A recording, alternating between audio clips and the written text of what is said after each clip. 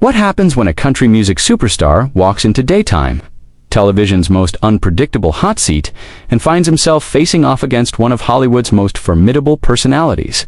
The answer is a television moment so explosive, unexpected, that it left audiences stunned and the entertainment world buzzing for weeks.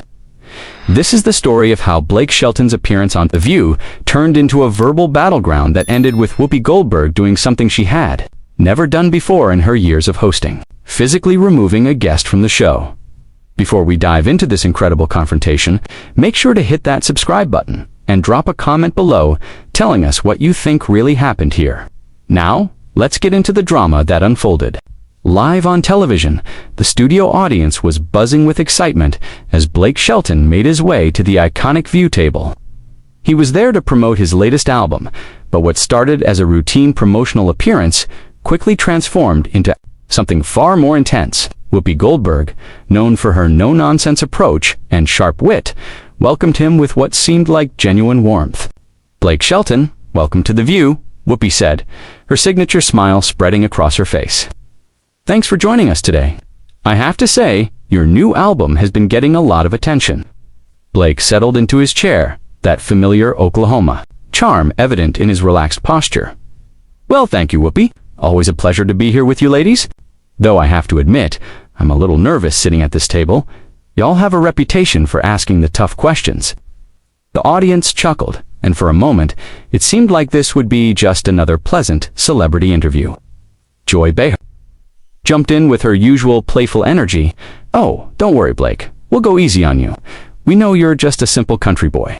But there was something in Joy's tone, a subtle edge that Blake seemed to pick up on. His smile tightened just slightly. "Simple country boy, huh? Well, I suppose that's one way to put it." Whoopi leaned forward, her expression shifting to something more serious. "Blake, your music has always been about traditional values, small-town life, that sort of thing. But we're living in changing times.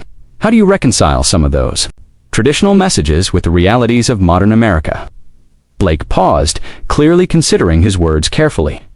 "You know, Whoopi, I think there's room for all kinds of perspectives in this country. My music comes from my experiences. Growing up in Oklahoma, the values I was raised with.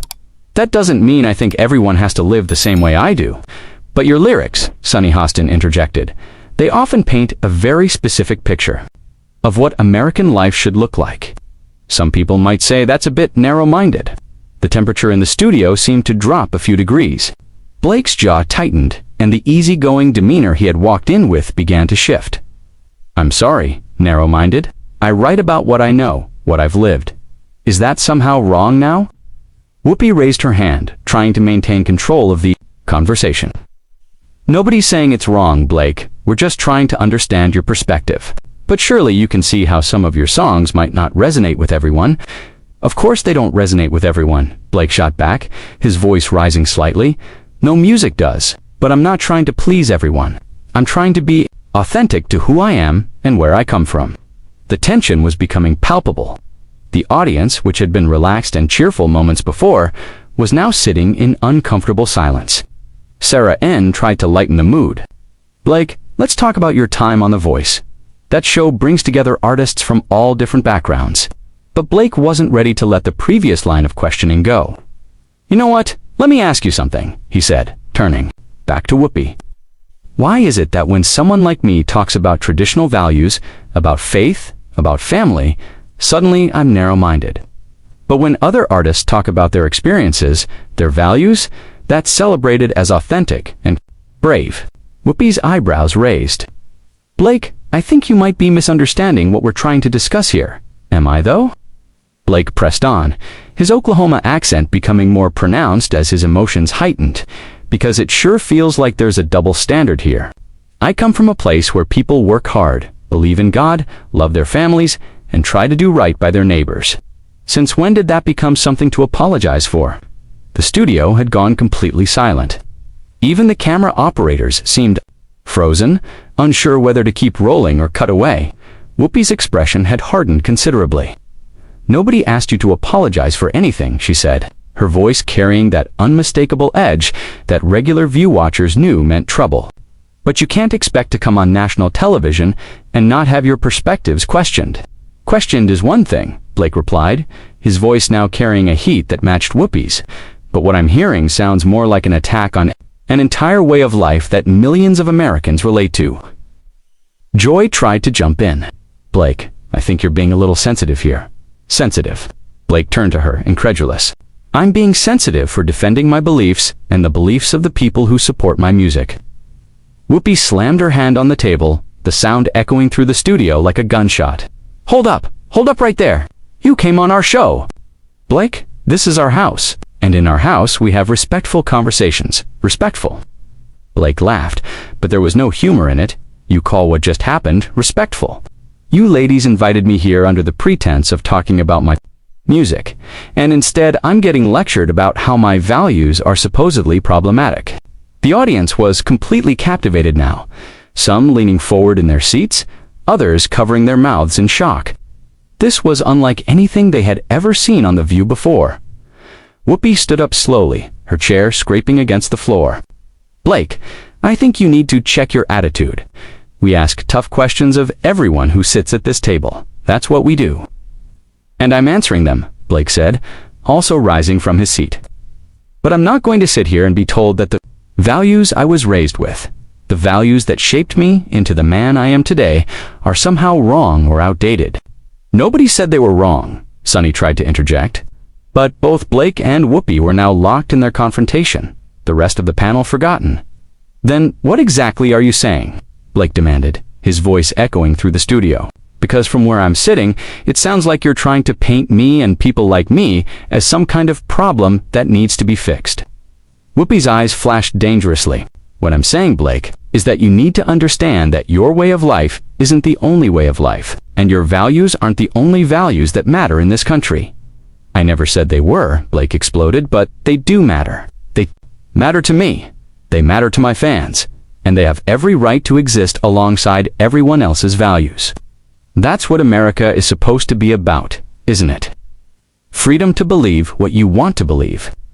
The confrontation had reached a boiling point that no one in the studio, least of all the producers frantically gesturing from behind the cameras, had anticipated. The silence that followed Blake's passionate declaration was deafening. You could feel the electricity in the air as Whoopi stared him down, her jaw clenched tight. The other host sat frozen, unsure whether to intervene or let this unprecedented moment play out. Freedom to believe what you want, Whoopi repeated slowly, her voice dripping with barely controlled anger. That's rich coming from someone whose fan base regularly shows up to concerts, waving flags that represent division and exclusion. Blake's face flushed red. Now hold on just 1 minute. You don't get to generalize about my fans like that. You don't know these people. They're good, hard-working Americans who deserve better than to be stereotyped by someone who's never even met them. I know enough, Whoopi fired back, taking a step closer to where Blake was standing. I know what I see at your concerts, what I hear in your interviews, what your music represents to certain groups of people, what my music represents. Blake's voice was incredulous. My music represents love, family, working hard for what you have, and being proud of where you come from. If that somehow threatens you, that says more about you than it does about me. Joy tried desperately to regain control. Okay, everyone, let's just take a breath here, and no, Blake cut her off, his eyes never leaving Whoopi's. I want to hear this. I want to hear exactly what Whoopi thinks is so wrong with singing about small towns and traditional values. Whoopi crossed her arms, her posture radiating defiance.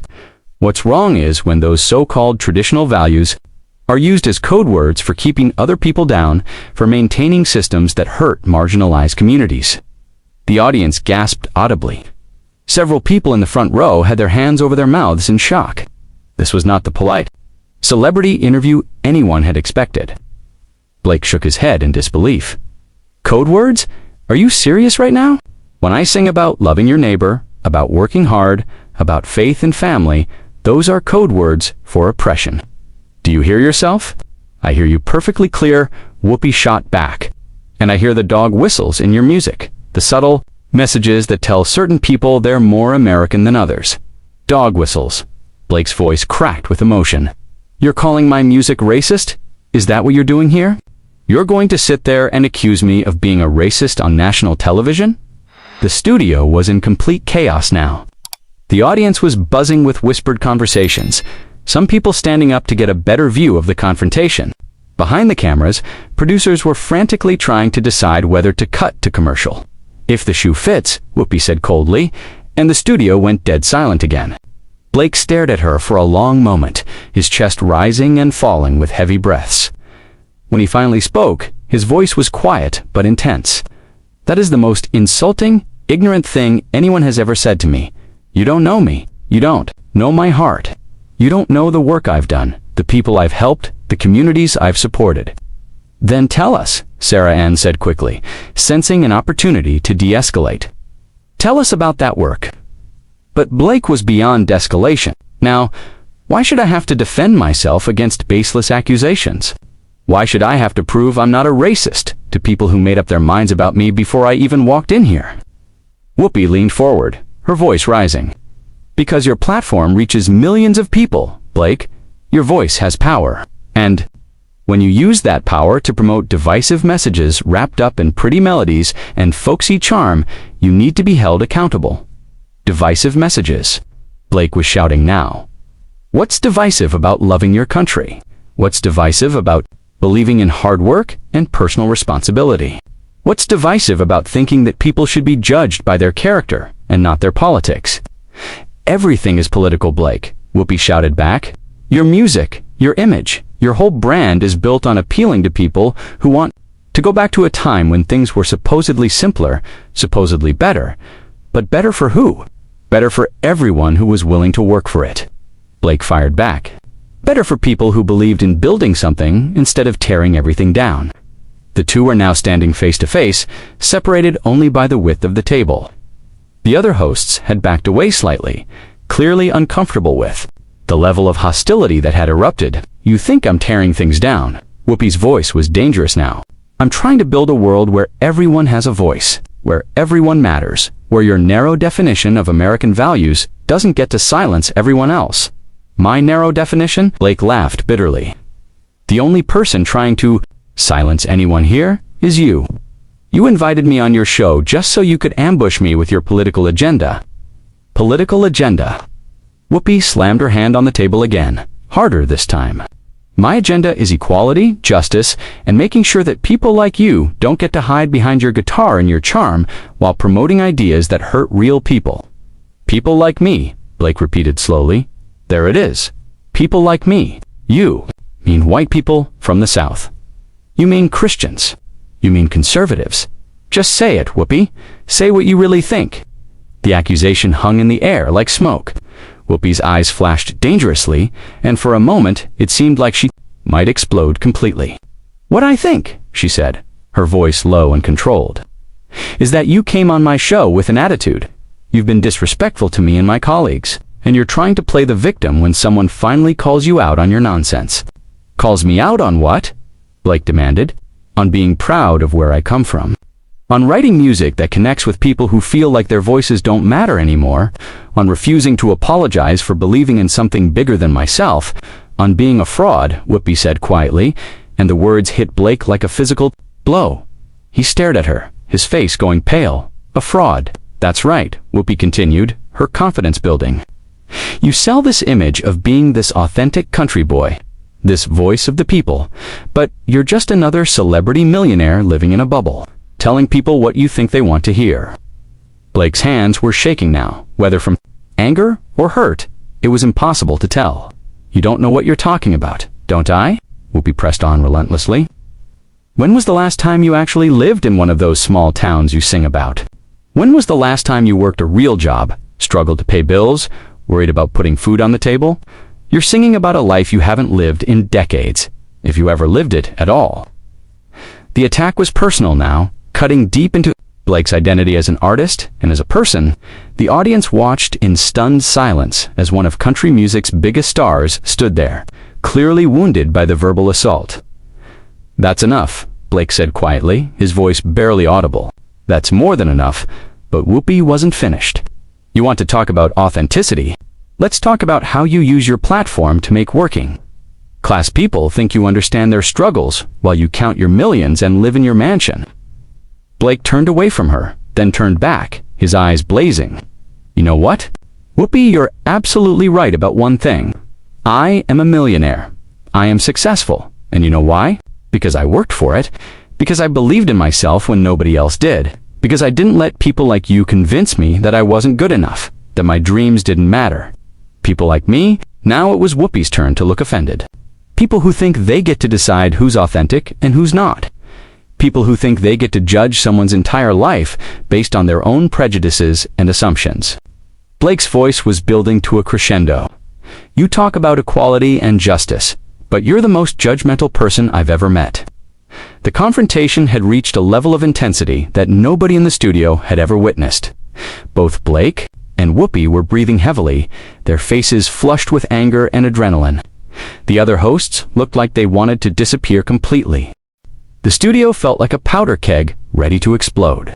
Both Blake and Whoopi were staring each other down, the air between them crackling with unresolved tension. The audience was completely captivated. Some people literally on the edge of their seats watching this unprecedented confrontation unfold. "The most judgmental person you've ever met," Whoopi repeated, her voice dangerously quiet. "That's what you think of me?" Blake nodded firmly. "That's exactly what I think. You invited me here under false pretenses, attacked my character, my fans, my music, and my entire way of life. All because I don't fit into your narrow little box of what an acceptable celebrity should be." Narrow little box. Whoopi's voice was rising again. "I've spent my entire career fighting against narrow little boxers. I've broken barriers that people like you didn't even know existed." "People like me," again Blake said, shaking his head. "You keep saying that. People like me. What exactly do you mean by that, Whoopi? Say it clearly so everyone watching can understand exactly what you think of people like me." The challenge hung in the air. Whoopi looked around the studio, suddenly aware that every camera was focused on her, that millions of people were watching this moment, but she was too far gone to back down now. "Fine," she said, stepping even closer to Blake. "People like you are the problem with this country. People who think their way of life is under attack, when really, they're just being asked to share the spotlight. People who wrap themselves in the flag and claim to represent real America while ignoring everyone who doesn't look like them or think like them." Blake's jaw dropped. "Are you listening to yourself? You're literally proving my point. You're standing there making sweeping generalizations about millions of Americans based on nothing but your own prejudices." "My prejudices?" Whoopi laughed harshly. "That's rich coming from someone whose entire career is built on appealing to people's worst instincts." "Worst instincts?" Blake was incredulous. "Love of family is a worst instinct. Pride in your community is a worst instinct. Believing in hard work and personal responsibility are worst instincts when they're used as weapons against other people." "Yes," Whoopi shouted, "when they're used to justify treating other Americans as second-class citizens. Yes." Blake took a step back, his face flushing with anger and hurt. "You don't know what you're talking about. You've never been to the communities I come from. You've never met the people who listen to my music. You're just spouting talking points and stereotypes." "I know enough," Whoopi shot back. "I know what I see. I know what your music represents to certain groups of people." "What it represents to certain groups of people," Blake repeated slowly. "Do you hear yourself? You're judging my entire life's work based on what you think other people might think about it. That's not my responsibility." Joy tried once more to intervene. "Maybe we should take a commercial break." And, "No," Blake cut her off firmly. "I want to finish this. I want everyone watching to see exactly what happens when someone tries to have an honest conversation about their beliefs on this show." Crossed her arms defiantly. "Honest conversation. You've been defensive and hostile from the moment we started asking real questions." "Real questions?" Blake's voice cracked with emotion. "You called me a racist, a fraud, and basically said, I'm everything wrong with America. Those aren't questions, those are attacks. If you can't handle having your beliefs challenged, maybe you shouldn't be in the public eye," Whoopi said coldly. Blake stared at her for a long moment, and when he spoke again, his voice was quiet but intense. "My beliefs aren't the problem. Here, Whoopi, your inability to respect anyone who thinks differently than you do is the problem. Respect." Whoopi's voice was getting louder again. "Respect is earned, Blake, and you haven't done anything today to earn mine. And you've done everything possible to lose mine, Blake fired back. You've been condescending, judgmental, and flat-out mean. Is this how you treat everyone who doesn't agree with your politics? This isn't about politics, Whoopi insisted. This is about basic human decency. Blake laughed bitterly. Human decency. You've spent the last 20 minutes attacking me personally, questioning my character, and insulting my fans. Where's the human decency in that? The confrontation had reached a level that even The View's producers had never anticipated. Behind the cameras, stage managers were frantically trying to figure out how to handle the situation. Whoopi suddenly straightened up, her expression changing to something even more dangerous. You know what, Blake? I think this interview is over. Fine by me, Blake said immediately. I never should have come here in the first place. No, you shouldn't have, Whoopi agreed. And since this is my show, I'm going to help you find your way out. Blake looked confused. What's that supposed to mean? Without warning, Whoopi walked around the table toward Blake. The audience gasped, audibly sensing that something unprecedented was about to happen. It means, Whoopi said as she approached him, that I'm done with this conversation. I'm done with your attitude, and I'm done with having you on my stage. Blake backed away slightly. Whoopi, what are you doing? What I should have done 10 minutes ago, she replied, reaching for his arm. Don't touch me, Blake said firmly, pulling his arm away. Then leave, Whoopi shot back. Get off my stage, get out of my studio, and don't come back. I'm going, Blake said, but apparently not. Fast enough for Whoopi's liking, she grabbed his arm again, more firmly this time. No, you're not just going. You're leaving right now. Blake tried to pull away again. Get your hands off me, Whoopi. This is assault. This is me removing a disruptive guest from my show, Whoopi replied, her grip tightening. The other hosts were on their feet now, Joy and Sarah both calling out for them to stop, but neither Blake nor Whoopi was listening. The audience was in complete chaos, some people standing up, others gasping and pointing. I said, don't touch me, Blake repeated, his voice rising. And I said, get out, Whoopi replied, now physically pushing him toward the exit. Blake stumbled slightly, but regained his balance. This is insane. You can't just put your hands on people because you don't like what they're saying. Watch me, Whoopi said grimly, continuing to push him toward the backstage area. The cameras were still rolling, capturing every moment of this unprecedented scene.